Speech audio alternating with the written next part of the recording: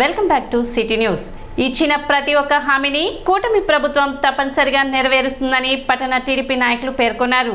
శనివారం పట్టణ టీడీపీ కార్యాలయంలో ఏర్పాటు చేసిన విలేకరుల సమావేశంలో టీడీపీ నేతలు మాట్లాడారు. కూటమి ప్రభుత్వానికి అఖండ విజయాన్ని అందించిన ఆంధ్ర రాష్ట్ర ప్రజానికానికి కృతజ్ఞతలు తెలిపారు.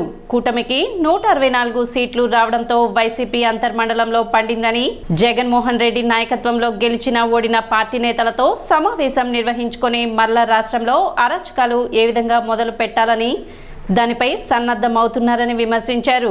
ఇందులో భాగంగా మాజీ మంత్రి కొడాలి నానిని తెరపైకి తీసుకువచ్చి కూటమి ప్రభుత్వంపై విమర్శలు చేస్తున్నారని టీడీపీ నేతలు అన్నారు. ఫర్నిచర్ మరియు రిషికొండ అంశాలపై కొడాలి నాని మాట్లాడిన మాటలను టీడీపీ నేతలు తీవ్రంగా ఖండించారు. ప్రభుత్వ ఫర్నిచర్ ను తన నివాసంలో జగన్మోహన్ రెడ్డి ఇంకా ఎందుకు ఉంచారో చెప్పాలని, కూటమి ప్రభుత్వం వచ్చి నెల గడవక ముందే ఎప్పుడు అమలు చేస్తున్నారని కొడాలి నాని మాట్లాడుతున్నారు.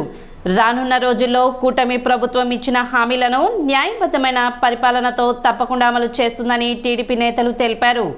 164 సీట్లు కూటమికి ఆంధ్ర రాష్ట్ర ప్రజానికి అప్పచెప్తే అంతర్మదనం మొదలయ్యి 2 రోజుల క్రితం మాజీ ముఖ్యమంత్రి జగన్మోహన్ రెడ్డి గారి నాయకత్వంలో గెలిచిన ఓడిపోయిన నాయకత్వాన్ని అందరినీ కూడా పిలుచుకొని మళ్ళీ ఏ విధంగా అరాచకం మొదలు పెట్టాలని చెప్పేసి చెప్పంగానే భుజం తట్టి గుట్కా గంటు కానీ మళ్ళీ పంపించారు. జగన్మోహన్ రెడ్డి ప్రభుత్వ భవనాల్లో ఎక్కడ ఉండలేదు. జగన్మోహన్ రెడ్డి గతంలో 2014-19 కాలంలో హైదరాబాద్లోనే లోటస్ పాండ్లో ఉండి ఈ రాష్ట్రంలో ప్రతిపక్ష హోదాగా కార్యక్రమాలను నడిపాడు. ముఖ్యమంత్రి అయిన తర్వాత కూడా మంగళగిరి తాడిపల్లిలో సొంత భవనంలోనే ఉన్నాడు తప్పితే అక్కడ ప్రభుత్వ భవనాల్లోనో లేకపోతే ప్రైవేట్ భవనాల్లో ఉండలేదని చెప్పి చాలా సంతోషం. పవిత్రుడు మరి ప్రభుత్వం యొక్క ఫర్నిచర్ ఎందుకు పెట్టుకున్నారా బా ఇంట్లో? దివంగత కోడెల శివప్రసాద్ గారు ఆ ఫర్నిచర్ని ఏదో మొత్తం ప్రైవేటు షాపుకు తరలించి అమ్ముకోవడానికి ప్రయత్నం చేశాడు. మీ బారిన పడేగా అతను ఆత్మహత్య చేసుకుంది.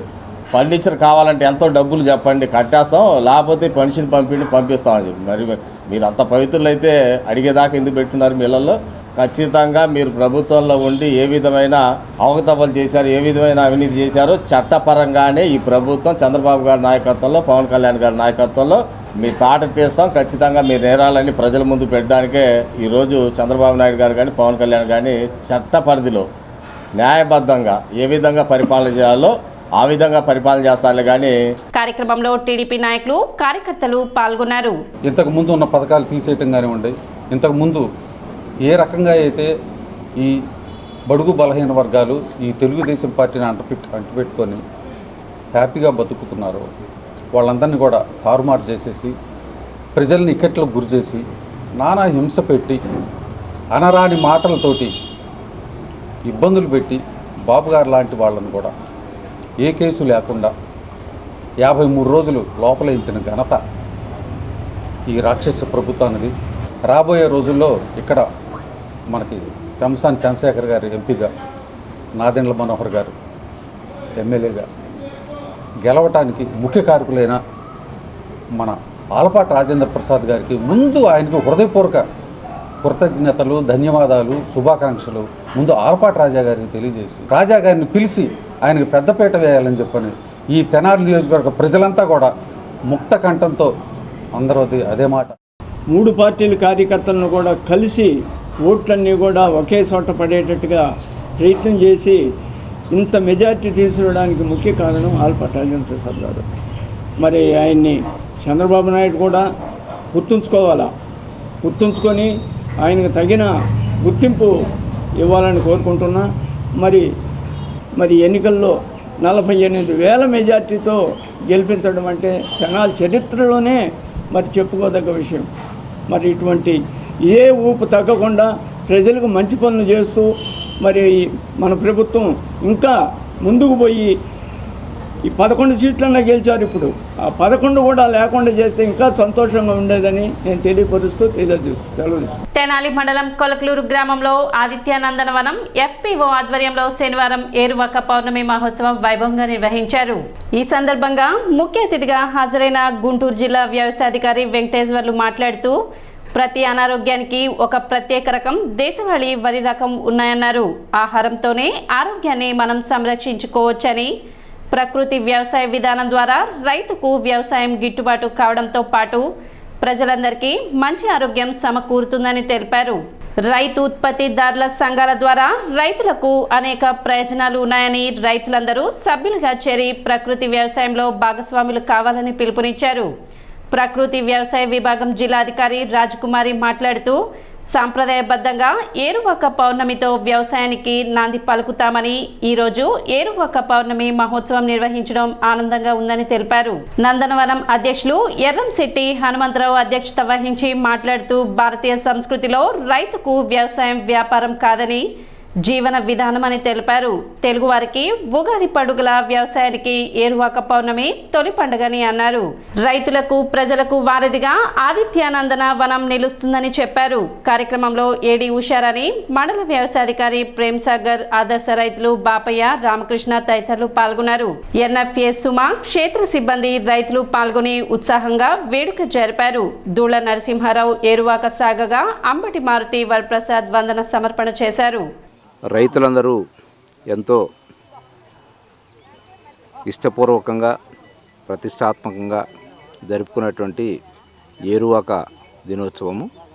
ముఖ్యంగా రైతాంగం వారి వ్యవసాయాన్ని ఆరంభించే ముందు మరి రైతు మహిళలు, భార్యాభర్తలు ఇరువురు నాగళ్ళు కట్టి ఎద్దులకి వాటికి సంబంధించిన అలంకరణ చేసి మొదటిగా వినాయక పూజ చేసి పొలంలో మరి విత్తనాలు చల్లి అరకలు దున్నేటువంటి సమయం ఇది.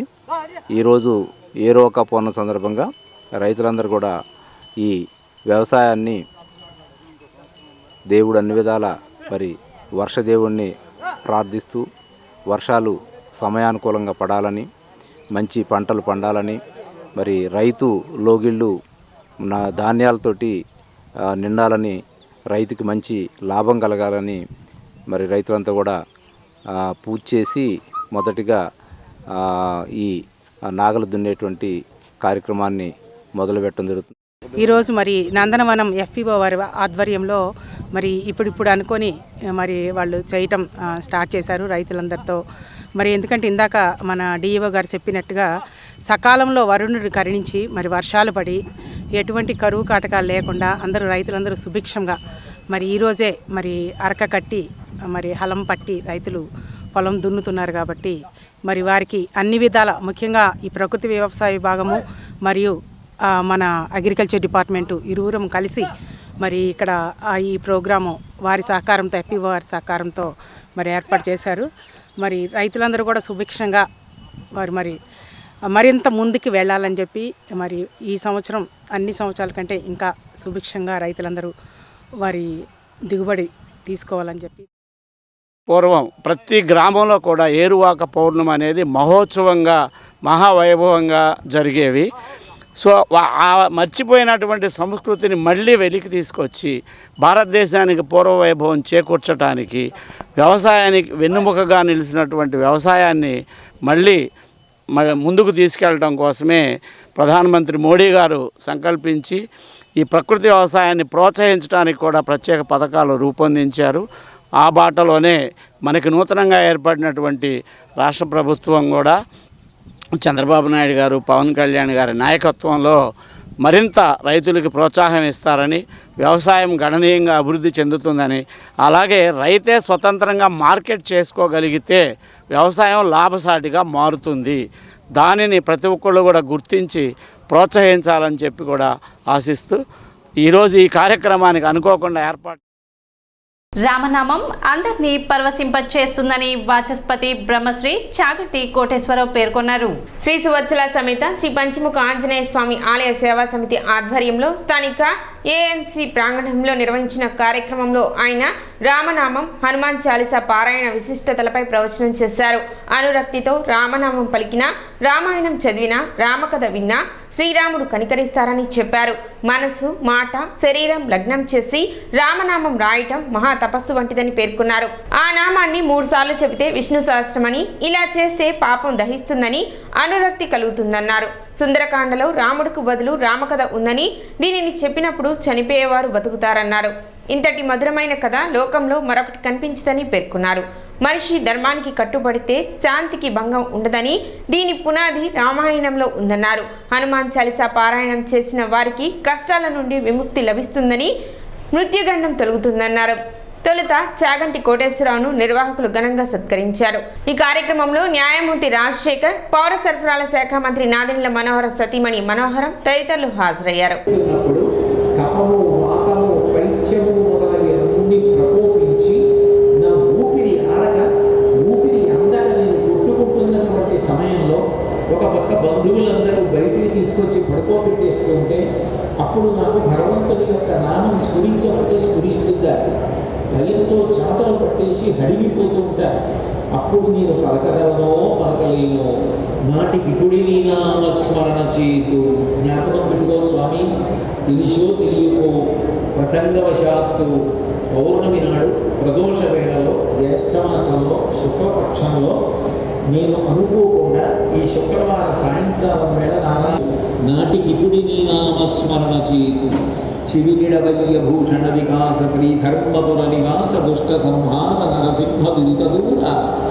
అప్పుడు నేను చెప్పగలనో చెప్పలేను, కానీ వీడు ఒకప్పుడు చెప్పాడు భగవన్నామం అన్న విషయాన్ని జ్ఞాపకం పెట్టుకొని నన్ను ఉద్ధరించవయా స్వామి అంటారు. భగవంతుని యొక్క నామములు ఏవైనా కూడా ఆయన యొక్క గుణావిష్కారము చేత వస్తాయి.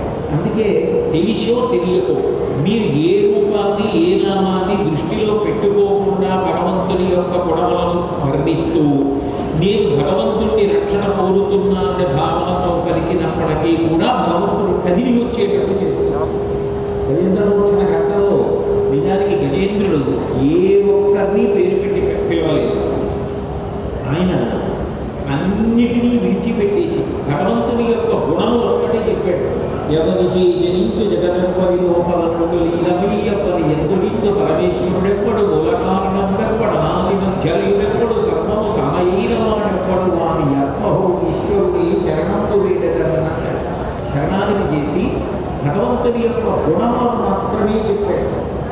అలా భగవంతుని యొక్క గుణములను ఒక్కటి చెప్పి పిలిచినంత మాత్రం చేత రక్షణ కోరుతున్నాడు. కాబట్టి మిగిలిన దేవతలు ఎవరు వెళ్ళాలని సంశయిస్తున్నప్పుడు విష్ణు స్వరూపంగా భగవత్తత్వం కదిలి వచ్చింది. అది కూడా ఆ శరణాగతి చేసేటప్పుడు కూడా నువ్వు ఏదో ప్రహ్లాదుని రక్షించడానికి అక్కడ స్తంభంలోంచి వచ్చినట్టుగా వస్తే నేను ఒప్పుకోను.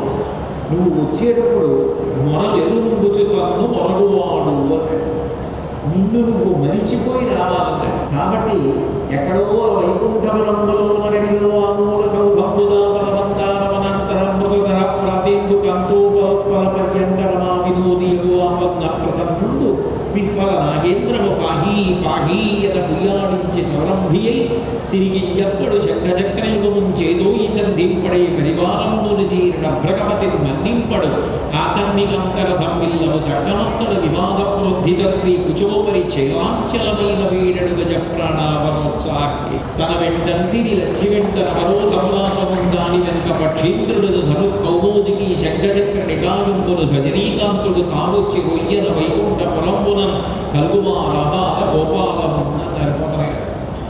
భగవంతుడు తను తాను మరిచిపోయి ఆ లక్ష్మీదేవి యొక్క పవిట కొంగు కూడా విడిచిపెట్టకుండా భగవంతుని యొక్క గుణములు చెప్పే రక్షణ కోరినటువంటి గజేంద్రుడి కోసం పరిగెత్తుకొచ్చాడు. సిటీ న్యూస్ ముగించే ముందు ముఖ్యాంశాలు మరోసారి.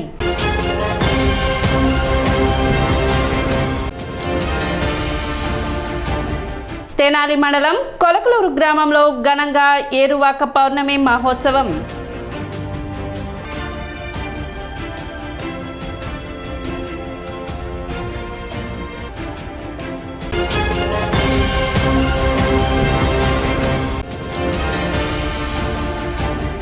ఇచ్చిన ప్రతి ఒక్క హామీని కూటమి ప్రభుత్వం అమలు చేస్తుంది.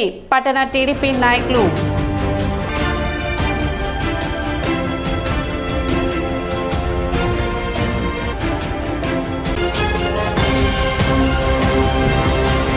సిటీ న్యూస్ ఇంతటితో సమాప్తం. నమస్కారం.